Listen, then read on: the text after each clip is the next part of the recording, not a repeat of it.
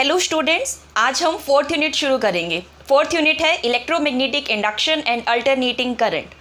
सबसे पहले हम चैप्टर 4A से शुरुआत करते हैं। 4A चैप्टर है इलेक्ट्रोमैग्नेटिक इंडक्शन।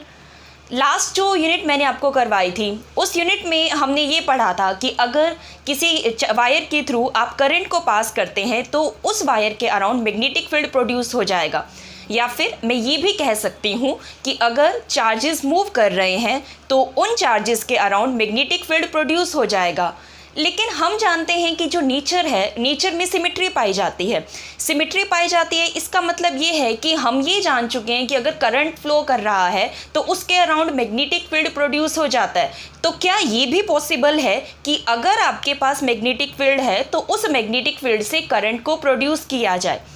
बिल्कुल, ये भी पॉसिबल है कि आपके पास मैग्नेटिक फील्ड होगा और हम उस मैग्नेटिक फील्ड से करंट को प्रोड्यूस करेंगे।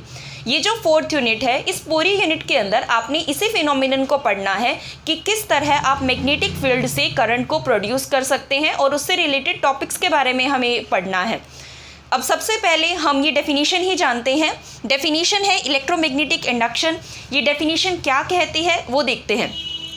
The phenomenon of generating current or EMF in a conducting circuit by a change in strength, position or orientation of external magnetic field is called electromagnetic induction. Magnetic field जो है उसकी अगर आप strength को change करो, उसकी position को change करो या ओरिएंटेशन को चेंज करो, मीन्स जब मैग्नेटिक फील्ड चेंज होगा उस वक्त वहाँ पर एक EMF इंड्यूस होगा। और इस वक्त जो EMF इंड्यूस होगा उसे हम नाम क्या देंगे? Induced EMF। The EMF so developed is called induced EMF। इस तरीके से जो EMF डेवलप होगा उसे हम क्या कहेंगे? इंड्यूस्ड EMF कहेंगे। अगर आपके पास एक क्लोज्ड सर्किट है या जो कंडक्टिंग वायर है वो कैसी है? क्लोज्ड है, तो उस वक्त करंट इंड्यूस होगा और उस करंट को मैं क्या कहूँगी? इंड्यूस्ड करंट कहूँगी। मेन हमें इसी बात को याद रखना है कि जब भी मैग्नेटिक फील्ड चेंज होगा या मैग्नेटिक फ्लक्स जब भी चेंज होती है तो उस वक्त वहाँ पर EMF इंड्यूस हो जाता है या फिर करंट इंड्यूस हो जाता है। ये जो हमारा फिनोमिनन है, यही फिनोमिनन क्या कहलाता है? Electromagnetic induction. अब हम जानते हैं कि मैग्नेटिक फ्लक्स जो होती है वो क्या होती है। जैसे आपने इलेक्ट्रिक फ्लक्स के बारे में पढ़ा है वैसे ही मैग्नेटिक फ्लक्स होती है। अब quantity of magnetic field linked to a surface area is magnetic flux. Means एक सरफेस एरिया आपके पास गिवन है और आपने क्या किया हुआ है? वहाँ पर मैग्नेटिक फील्ड अप्लाई किया हुआ है, तो उस सरफेस एरिया के साथ मैग्नेटिक फील्ड की कितनी क्वांटिटी लिंक है वो क्या कहलाता है? मैग्नेटिक फ्लक्स कहलाता है। जैसे मान लीजिए ये जो ब्लैक बोर्ड है, इस ब्लैक बोर्ड का जितना एरिया है, मैं कहूँ आपके पास इतना एरिया गिवन है, इतना सरफेस एरिया गिवन है। अब इस एरिया के साथ, इस एरिया के ऊपर मैंने मैग्नेटिक फील्ड अप्लाई किया हुआ है, तो इस एरिया के साथ मैग्नेटिक फील्ड की कितनी क्वांटिटी लिंक है या फिर इस एरिया में से कितनी मैग्नेटिक फील्ड लाइंस पास हो रही हैं वो क्या कहलाता है? मैग्नेटिक फ्लक्स कहलाता है। जो मैग्नेटिक फ्लक्स होता है उसका सिंबल क्या होता है? फाई। ये मैग्नेटिक फ्लक्स है तो मैं क्या लिखूंगी? फाई बी लिखूंगी। इसका जो फॉर्मूला होगा, फॉर्मूला क्या बनेगा? फॉर्मूला बनेगा B vector dot A vector बनेगा। ये आपने फॉर्मूला इसका याद रखना है। इसे फ्लक्स को डॉट प्रोडक्ट की फॉर्म में दिखाया जाता है। अब डॉट प्रोडक्ट को अगर मैं खोलूंगी तो क्या हम लिखेंगे? हम लिखेंगे phi B is equal to B A cos theta. B क्या है? बी हमारा मैग्नेटिक फ्लक्स डेंसिटी है। बी को क्या कहा जाता है? मैग्नेटिक फील्ड भी कह सकती हूँ, मैग्नेटिक फ्लक्स डेंसिटी भी कह सकती हूँ और मैग्नेटिक इंडक्शन भी कह सकती हूँ। अब देखिए ये जो थीटा है, अब हमें ये जानना है कि ये जो थीटा है ये किस किस के बीच का एंगल है। थीटा एंगल है मैग्नेटिक फील्ड और एरिया वेक्टर, इन दोनों के बीच का एंगल। जैसे अब मैं इस डायग्राम को देखती हूँ, इस डायग्राम के अंदर ये एक एरिया है, इस एरिया के ऊपर मैंने क्या किया हुआ है? मैंने मैग्नेटिक फील्ड अप्लाई किया हुआ है। तो अब थीटा कौन सा एंगल हुआ? ये तो एरिया है, लेकिन एरिया वेक्टर कहाँ है? इस प्लेन ऑफ एरिया के ऊपर मैं जो ये परपेंडिकुलर ड्रॉ कर रही हूँ, ये नॉर्मल वेक्टर जो मैंने ड्रॉ किया है, ये नॉर्मल वेक्टर जो है यही मेरा एरिया वेक्टर है और ये वेक्टर इस बी वेक्टर के साथ जो एंगल बना रहा है, ये वाला एंगल, ये एंगल मेरा क्या होगा? थीटा होगा।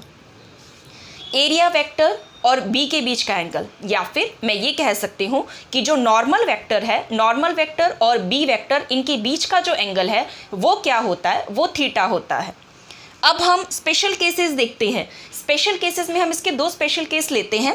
फर्स्ट स्पेशल केस में ये है कि अगर मैग्नेटिक फील्ड जो है वो सरफेस एरिया को टेंजेंशियली टच कर रहा है। इस डायग्राम के अंदर आप देख सकते हैं कि ये मैंने यहाँ पर मैग्नेटिक फील्ड दिखाया है, ये मैग्नेटिक फील्ड है, ये मैग्नेटिक फील्ड इस एरिया को टेंजेंशियली टच कर रहा है।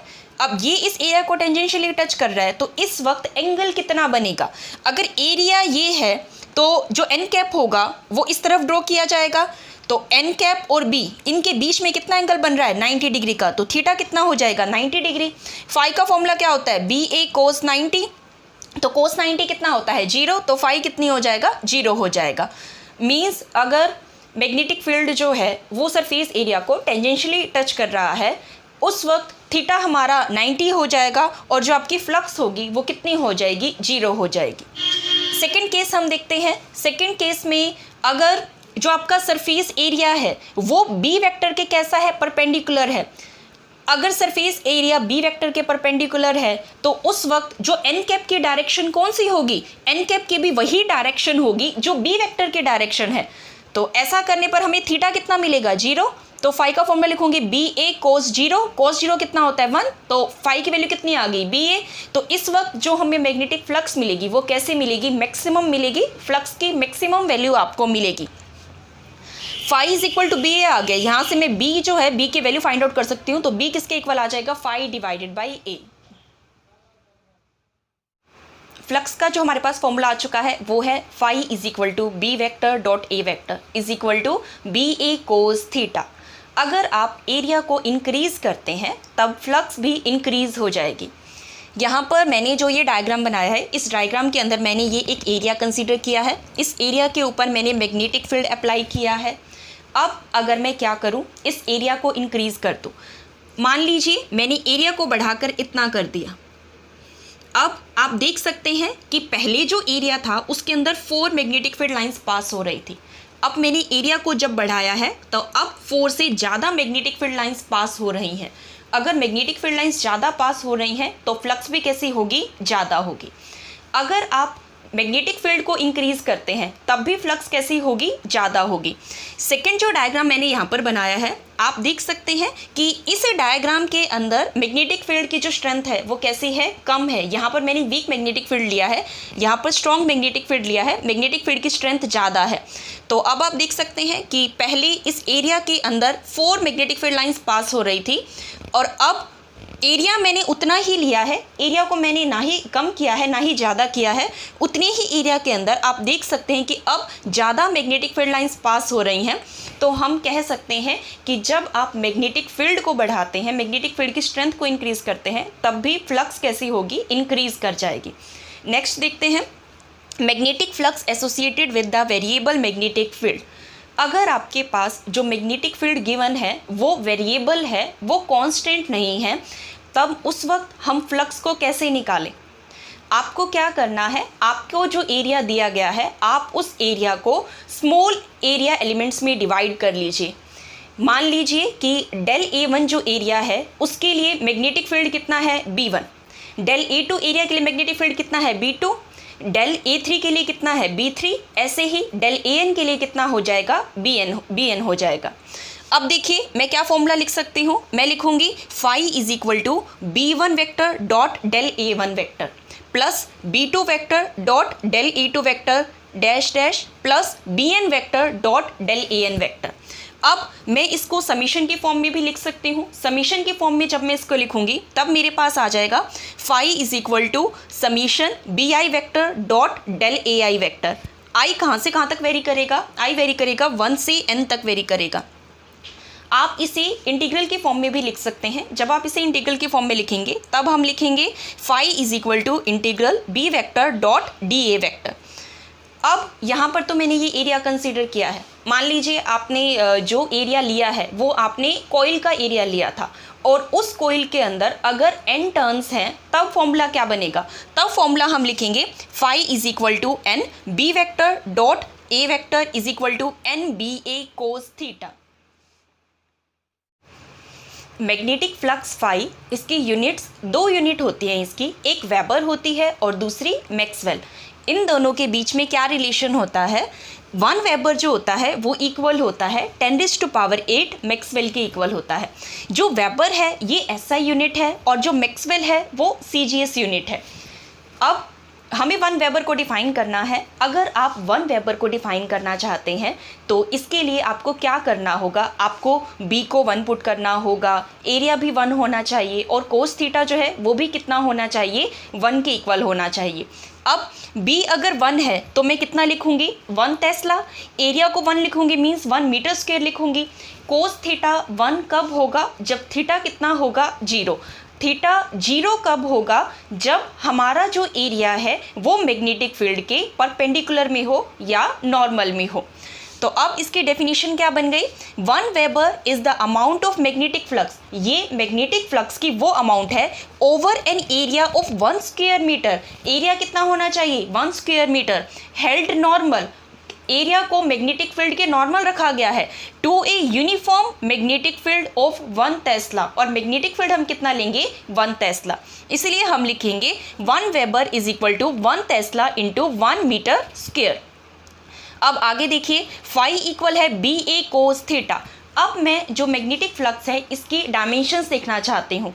इसके डायमेंशंस हम निकालते हैं। डायमेंशंस निकालने के लिए जो ये B है, B को मैं क्या लिखूंगी, F/QV लिखूंगी। फोर्स जो होता है इसका फॉर्मूला होता है F is equal to QVB। यहाँ से ही हमने B को लिखा है F/QV। एरिया को A लिखा है, कोस थीटा है। आगे जो फोर्स है, फोर्स के डायमेंशंस क्या होते हैं, MLT-2। एरिया के क्या होते हैं, L²। चार्ज के क्या होते हैं, AT। A किसके लिए है, एम्पियर के लिए। V के क्या होते हैं, LT-1। इसको सोल्व करेंगे तो हमारे फ्लक्स के क्या डायमेंशंस आ जाएंगे, ML2T-2 A-1। जो मैग्नेटिक फ्लक्स है ये एक स्केलर क्वांटिटी है। अब हमें कैसे पता चलेगी ये एक स्केलर क्वांटिटी है, आप देख सकते हैं कि ये जो फाई है, फाई को मैंने क्या लिखा है, BA कोस थीटा, या फिर हम इसको लिखते हैं B vector dot A vector. जब भी 2 वेक्टर की डॉट प्रोडक्ट से कोई रिजल्ट आता है, कोई नई क्वांटिटी बनती है, तो वो क्वांटिटी कैसी होती है, एक स्केलर क्वांटिटी। इसीलिए मैग्नेटिक फ्लक्स जो है वो एक स्केलर क्वांटिटी है। अब जो मैग्नेटिक फ्लक्स है उसके डायमेंशंस आ चुके हैं ML2T-2 A-1। जो ML2T-2 है यही डायमेंशंस एनर्जी के भी होते हैं और इसीलिए हम लिख सकते हैं कि हमारा जो फ्लक्स है, फ्लक्स की यूनिट क्या थी, वेबर। तो वेबर को मैं लिख सकती हूँ joule per unit area. Joule किसके लिए आया, एनर्जी के लिए। एनर्जी मैंने यहाँ पर एनर्जी के डायमेंशंस क्यों लिखे हैं, क्योंकि ML2T-2 जो है ये एनर्जी के डायमेंशंस होते हैं, इसीलिए मैंने यहाँ पर एनर्जी की यूनिट लिखी है जूल और यहाँ पर मैंने करंट की यूनिट लिखी है एम्पियर। अब जो ये एम्पियर है इसको मैंने कितना लिखा है, कूलम पर सेकेंड। करंट जो होता है इसका क्या फॉर्मूला होता है, करंट का फॉर्मूला होता है चार्ज अपॉन टाइम, इसीलिए एम्पियर को लिखा है कूलम पर सेकेंड। अब ये सेकेंड तो न्यूमरेटर में चला जाएगा। जो जूल पर कूलम है इसको मैंने क्या लिखा है, वोल्ट लिखा है। आप जानते हैं कि जो पोटेंशियल होता है वो किसके इक्वल होता है, वो इक्वल होता है work done per unit charge के। तो अब वेबर जो है वो किसके इक्वल आ गया, वोल्ट सेकेंड के इक्वल आ गया।